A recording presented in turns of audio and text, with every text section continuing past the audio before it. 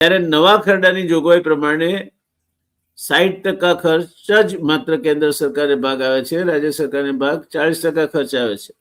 પૂર્વોત્તર રાજ્યો ઉત્તરાખંડ, હિમાચલ પ્રદેશ, જમ્મુ અને કાશ્મીર અને અન્ય કેન્દ્ર શાસિત પ્રદેશોમાં કેન્દ્ર સરકાર 90% ખર્ચો ઉપાડશે, પણ ગુજરાતમાં 40% રાજ્ય સરકારે જોગવાઈ કરવાની રહેશે પોતાના બજેટમાં.